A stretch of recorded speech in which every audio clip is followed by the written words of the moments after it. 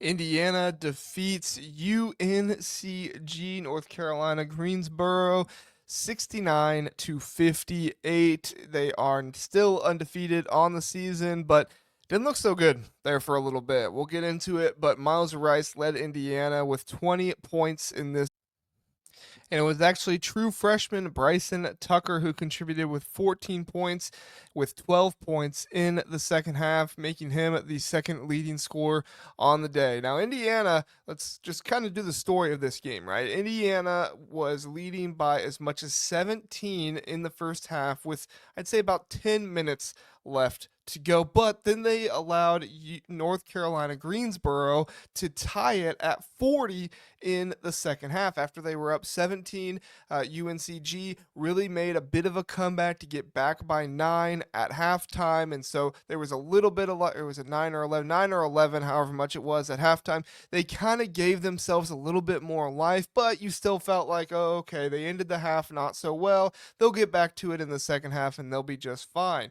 Well, to begin the second half, like I said, they eventually tied it at 40 in the second half. Now, UNCG never took the lead in this game, but there were definitely some pros and cons we need to get into about what happened. First pro, a fast start. Fast start. They were quick. They were going. Myles Rice picked up right where he left off against South Carolina. Things were looking really good. They jumped out to a 19-5 lead. Efficient shooting. Myles Rice was really nice. Two early 3-pointers. Indiana's defense was stifling. They were getting into passing lanes, poking the ball away. Just bad pass. I mean, bad offense overall by UNCG in this one, but it was also a good job by Indiana getting into the pass lanes, stopping them on the other side of the ball. And so overall, even though UNC Greensboro wasn't really doing a great job, you still saw the stifling defense by Indiana that helped them get turnovers and helped them be able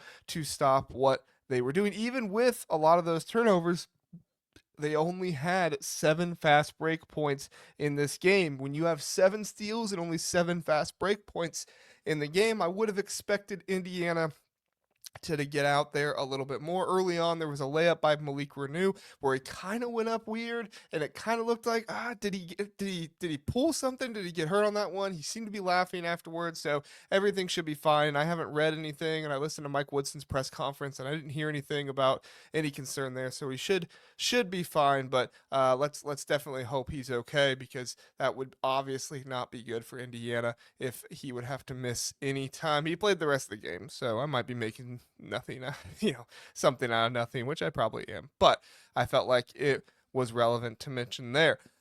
The other pro, shooting and ball movement in this one. The Hoosiers shot 46.2% from the field and 44.4% from the three at halftime. Myles Rice dual threat ability, 8 points and 4 assists in the first half, really helped set the pace there. He did have 6 assists in the game, so not as much in the second half, but some of that can also be attributed to a little bit of the foul trouble. He played 35 minutes overall, so he didn't miss a ton of time, but Myles Rice, still a guy you would maybe expect 36, 38 minutes from, so just a little bit of time missed, but still not enough to, only have 6 assists. I think if Myles Rice is going to be running this offense well, especially in a game like this where you're struggling a little bit on offense at times, you'd like to see him maybe closer to around 7 or 8, especially against some of these weaker teams like UNC Greensboro. But I'm nitpicking here at this point. We have bigger fish to fry when it comes to the cons, and one of the cons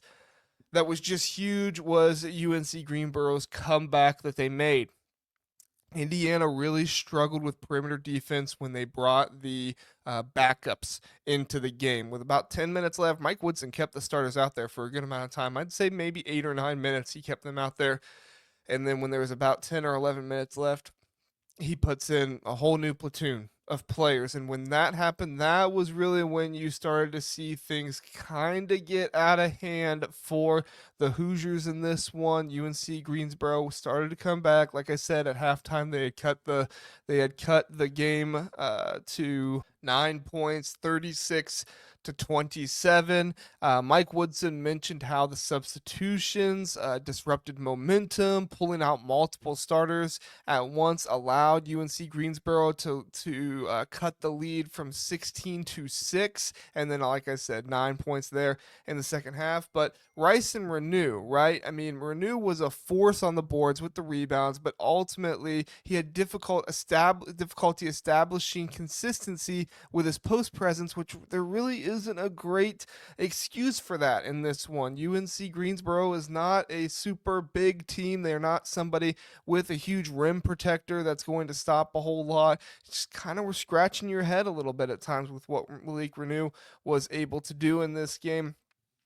And then we get into the second half, and that was really when things started to get poured on a little bit more. As I mentioned, UNC Greensboro eventually ties it at 40. UNC Greensboro outscored Indiana 8-3 early in the second half. That's when the game got tied. The Hoosiers overplayed their perimeter defense. They were leaving open drives to the lane, to the basket. Woodson acknowledged this in the post-game interview that there was just too many free lanes to the basket, especially for a team that you should be able to be blocking. You don't need Umar Ballo in there to be doing that. This is a game where Langdon Hatton could have been a rim protector for you.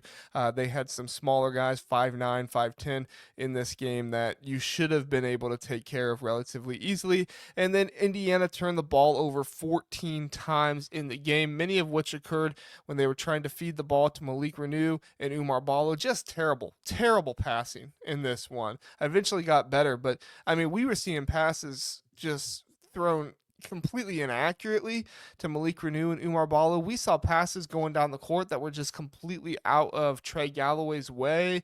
I mean, in this one, you had every single starter other than Mackenzie Mbako had at least 2 turnovers. Trey Galloway himself had 3 turnovers in this game. We're talking about a guy who had 9 assists at one point in a game this season. Now he's finishing with 2 assists and 3 turnovers. Now, I understand Trey Galloway could still be dealing with some injury, and Mike Woodson did note that in his post-game press conference, but you need to get some better play from your senior, especially in a game against a team as weak as UNC Greensboro. And I shouldn't say they're weak. I mean, for a smaller school team, they're actually not bad. They don't have the size to be able to compete. They don't have the speed and the athleticism to compete with Indiana. And so even though I did feel like UNC Greensboro was actually pretty well coached and they were actually pretty resilient with getting back into the game, could have been really easy for them to just lay down and die there at the end.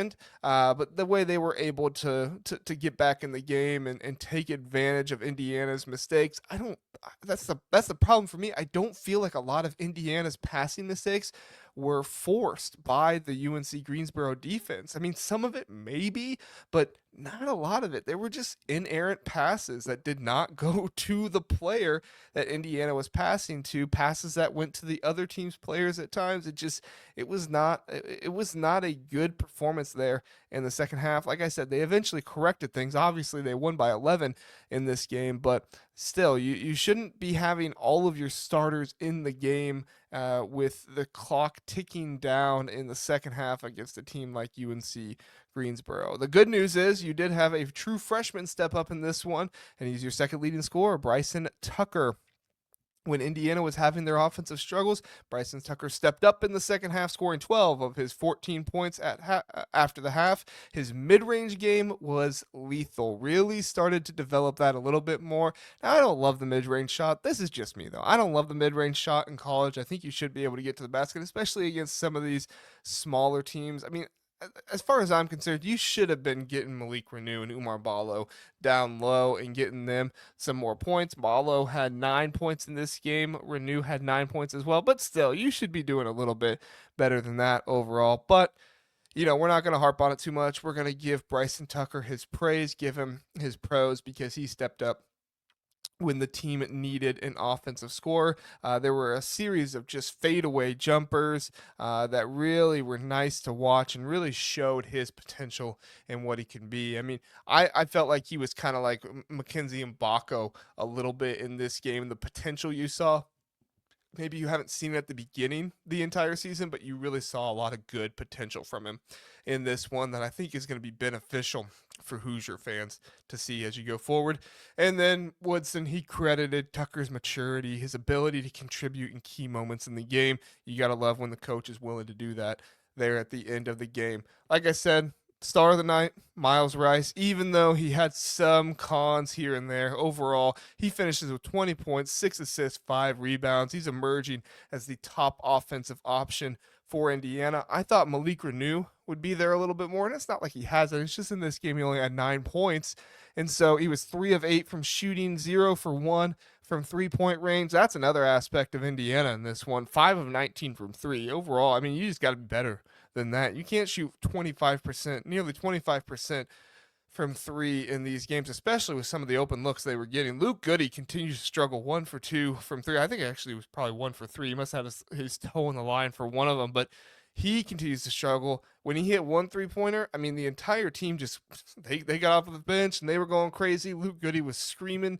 like crazy. I mean, it should not be this difficult for Luke Goody to hit a 3-pointer to where the entire team has to embrace him and act like it's an amazing thing for him to do. Mike Woodson has really got to figure out, why is Luke Goody not comfortable in this offense? I mean, he's getting open looks, and what does Mike Woodson need to do? I think he'll get there. I'm not criticizing Mike Woodson here. I think this is just a product of a transfer coming in, getting comfortable. I think he'll get there, but it is something we're going to have to be aware of, because Luke Goody is going to need to shoot a little bit better in these kind of games, especially once you start facing some better opponents.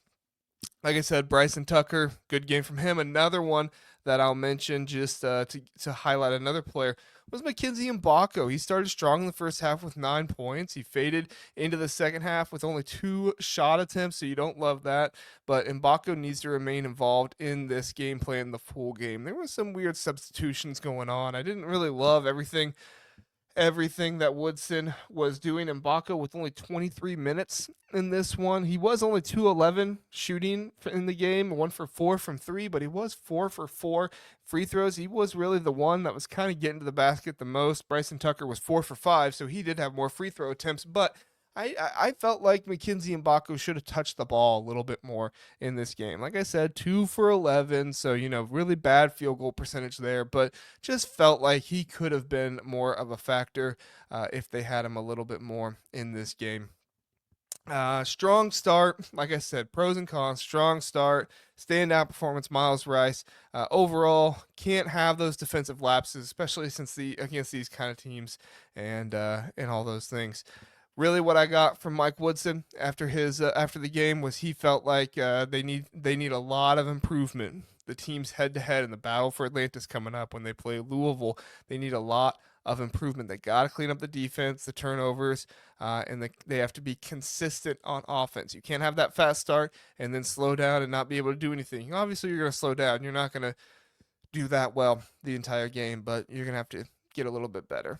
Defensive flaws, all those things. We covered it all. I think it makes sense. I don't want to repeat myself anymore. Let me know what you all think. You guys happy with Mike Woodson? Do you think he could have been doing things differently? Are you with me on Luke Goody? Are you not concerned? You're like, he'll get there, JR. Don't worry about it. What do you guys think? I'd love to know your thoughts. Help me help you when I cover these games. I love to know what the fans are thinking. In addition to my thoughts, I think we get better when we collaborate together. Thanks so much for watching. Like and subscribe. Would greatly appreciate it. Thursday night shows at 9 o'clock in the evening Eastern time. Power ranking shows Monday morning at 10 a.m. Eastern time. That's late enough for you on the East Coast, but it's also early enough for those of you on the West Coast. A little 7 a.m. Sip some coffee on the West Coast while we tell you where Oregon, UCLA, USC, and Washington, well, newsflash, Washington's probably going to be at the bottom for a little while. Let us know. We appreciate it, everybody. Thanks so much for watching. Have a good one.